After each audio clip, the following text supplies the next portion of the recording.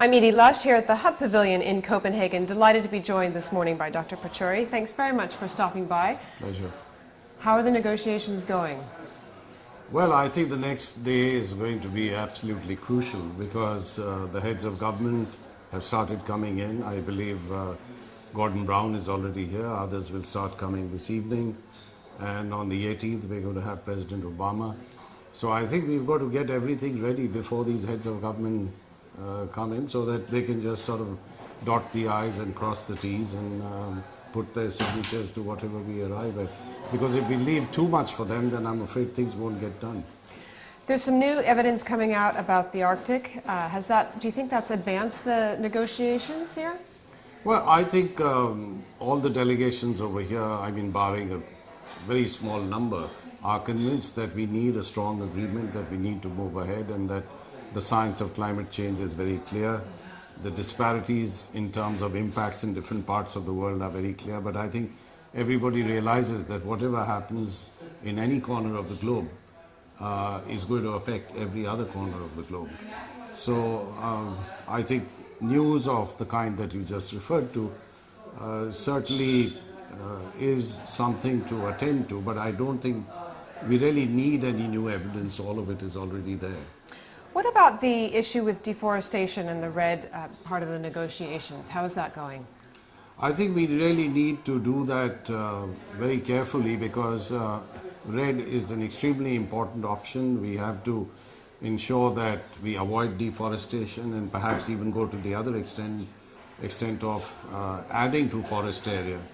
But the rules of the game have to be specified very carefully because we need to make sure that whatever the money is spent on actually helps in achieving the objectives of RED. So I think there's a fair amount of attention being given to all the rules of the game, and I hope we get something that's acceptable to both the funding parties as well as the parties that are going to implement RED projects. Do you think that there's a risk that we don't see an agreement here, and if we don't, what's the danger that happens? I don't think there's a risk of no agreement, but the risk, to my mind, which is even greater, is getting a weak agreement. Because then there are some parties that would feel, well, we've achieved what we could have expected, and that I think would be an illusion that we should avoid.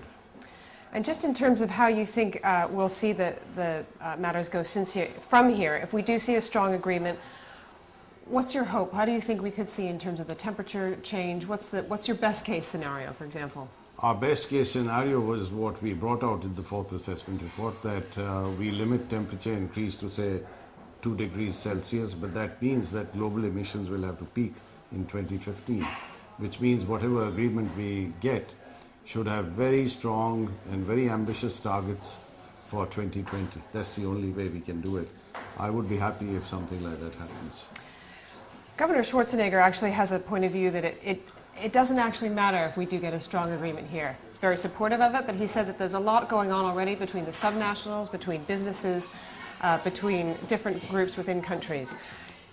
Do you agree with that? I generally agree with that. I think the time has come for grassroots movements. We really need action at the local level. If all of that happens, then I think it will bubble up to national and international policies. So I agree entirely with Governor Schwarzenegger, and he has shown leadership in actually providing evidence of that. Dr. Pachauri, thanks very much for coming into the Hub Pavilion here in Copenhagen, and I'm Edie Lush. Thank you.